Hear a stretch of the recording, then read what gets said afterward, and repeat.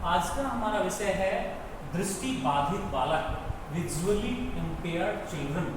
मतलब जो बच्चे या तो दृष्टिपात करने में न्यूनता का अनुभव करते हो या जिनको बिल्कुल भी दिखाई ना देता हो या जिनका जो दृष्टि विजन है 20 डिग्री का कोण बनाता हो, जिनका जो दृष्टि एक्यूटी है 20/70 या 20/200 के मध्य में हो, वो लोग या तो आंशिक रूप से अंधे होते हैं या कंप्लीटली पूर्णतया अंधे होते हैं। तो ये बालक दृष्टि बाधित बालक कहलाते हैं। दृष्टि बाधित बालकों को जो संपूर्ण स्थितियां या तो कम दिखती हैं या प्रतिबिंब बनते हैं या फिर नजदीक का दिखता है या ज्यादा दूर का कम दिखता है, नजदीक का कम दिखता है, ये सब दृष्टि दोष होते हैं।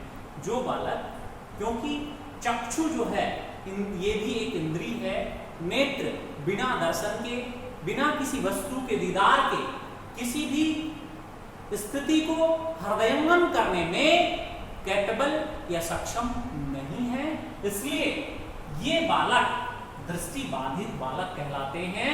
इट मीन्स दृष्टि बाधित वो बालक जो देखने में, वस्तुओं के दर्शन करने में आंशिक रूप से, पूर्ण रूप से अंधेपन का अनुभव करते हो, वो बालक दृष्टि बाधित बालक कहलाते हैं। एक अध्यापक जब अध्यापन के आधारशिला को आगे बढ़ाता है तो उसके लिए जरूरी है कि बच्चों के असमर्थता के प्रकारों को वो समझे, अत्यधिक प्रतिभाशालियों को भी समझे, क्योंकि क्लासरूम मैनेजमेंट को, क्लासरूम टीचिंग को उसे आगे चलाना है।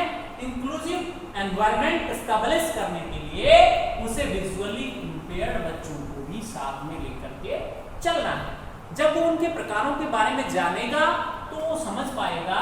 तो कुछ परिभाषाएं, जैसे अमेरिकन मेडिकल जो संघ है 1934 में, उसने बताया कि इनकी क्या परिभाषाएं हो सकती हैं। सबसे पहले उनका जो विजन है 20/200 तथा इससे कम हो।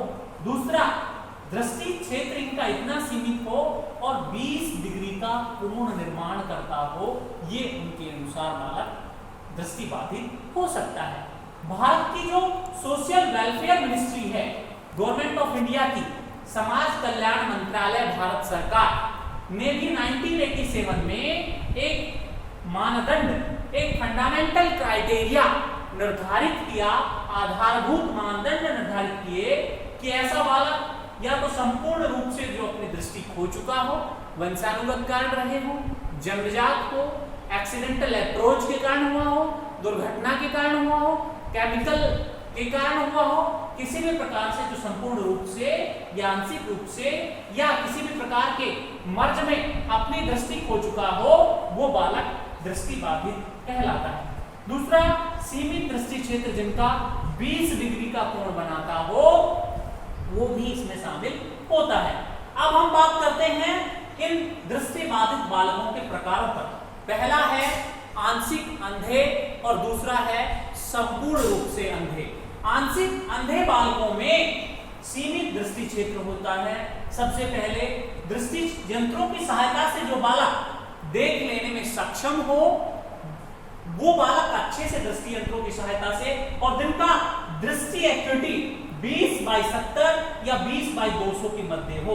और दूसरा है प्रकार इनका संपूर्ण रूप से अंधे बालक, जो जन्मांत हैं, दुर्घटना के कारण हुए हैं, बीमारी के कारण हुए हैं, वो दोनों प्रकार इसमें आ जाते हैं।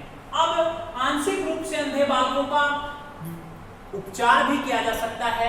इनको विभिन्न प्रकार के दृष्टि यंत्रों की सहायता से पढ़ाया जा सकता है, इनको उपयोग में लाया जा सकता है, इनको मुख्य धारा में शामिल किया जा सकता है। अब बात करते हैं हम अंधे बालकों की।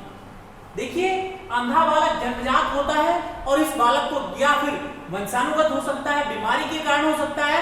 इन बालकों के लिए भी ब्रेल लिपि लुई ब्रेल ने विकसित करके एक चमत्कार किया, जो इस विधि के द्वारा, इस लिपि के द्वारा अंधे बालक भी पढ़ सकते हैं। अब हम बात करते हैं दृष्टि बाधिता के कारण, विजुअली कॉजेज ऑफ विजुअली इंपेयर्डनेस।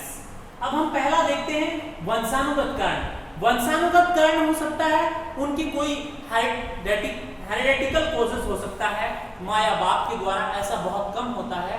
आंशिक रूप से वंशानुगत बीमारियां आ जाती हैं, ये भी एक आंशिक रूप से, पूर्ण रूप से नहीं। दूसरा है संक्रामक रोग। किसी भी प्रकार की इन्फेक्टिशियस जो डिजीज हैं, जो संक्रामक रोग हैं, वो भी व्यक्ति को किसी बीमारी के कारण, संक्रामक रोगों के कारण ही उनकी आंखें चली जाती हैं, जो दृष्टिबाधिता का कारण बनती है। दूसरा है कई बार कॉमन डिजीज, साधारण बीमारियों में भी जब आपका किसी प्रकार का केमिकल इन्फ्लामेशन हो जाता है, रिएक्शन हो जाता है, तो भी सामान्य बीमारियों में आंखें चली जाती हैं। अगला है चोट व दुर्घटना। किसी प्रकार के आंख की दवाओं के कारण, रोड एक्सीडेंट के कारण, एक्सीडेंटल अप्रोच के कारण भी व्यक्ति के अंदर अंधता आ जाती है, वो ब्लाइंडनेस का शिकार हो जाता है, विजुअली इंपेयर्ड हो जाता है। अगला है इफेक्ट ऑफ पॉइजन। जहर का असर भी, किसी प्रकार का पॉइजन अगर ले लिया या दुर्घटनावश दे दिया गया तो भी बच्चे के अंतर्गत दृष्टिबाधिता आ जाती है। अगला ब्लाइंडनेस ऑफ बाय बर्थ। जब बच्चे के अंतर्गत जन्म से ही अंधता आ जाती है तो ये भी दृष्टिबाधिता का एक बहुत बड़ा कारण है। अगला है आफ्टर बर्थ। जन्म के बाद में दाइयों के कारण, वो आपके काजल डालने वाली परंपरा थी, उसके कारण, आंखों की सफाई के कारण, जन्मजात बच्चे के बाद में, जब होने के बाद बच्चे की यहाँ काजल डाली जा रही है, आई ड्रॉप्स डाला जा रहा है, क्लीनिंगनेस ऑफ आईज की जा रही है, या किसी और कारण से जन्म के पश्चात में आंखें चली जाती है। तो एक अध्यापक होने के नाते ये समझना जरूरी है कि दृष्टिबाधित बालक को इंक्लूसिव एजुकेशन में उसके कोजेस को, उसके टाइप्स को, उनके बिहेव को, उनके लिए अपनाई जाने वाली टेक्नोलॉजी, टेक्निक्स एंड मेथड को समझ करके एक सामान्य इंक्लूसिव एनवायरनमेंट में भी दृष्टिबाधित बालक को आराम से सामान्य बच्चों के साथ में पढ़ाया जा सकता है। वैसे विश्व के विभिन्न देशों में, विकसित देशों में, विकासशील देशों में और भारत में भी इस विशेष शिक्षा के ऊपर, इस विजुअली इंपेयर्ड चिल्ड्रन के ऊपर बहुत अच्छे संस्थान खुले हैं। इनके ऊपर ट्रेनिंग प्रोफेशनल्स तैयार किए जा रहे हैं। आगामी 21वीं सदी में ये एक उम्मीद की नई किरण और नया प्रयास है। यह प्रकरण आपके जो पेपर है आत्मविविधता, लिंग एवं समावेशी शिक्षा, जिसका नाम है, उस पुस्तक से यहाँ हम लोगों ने साझा करने का आपके साथ प्रयास किया है।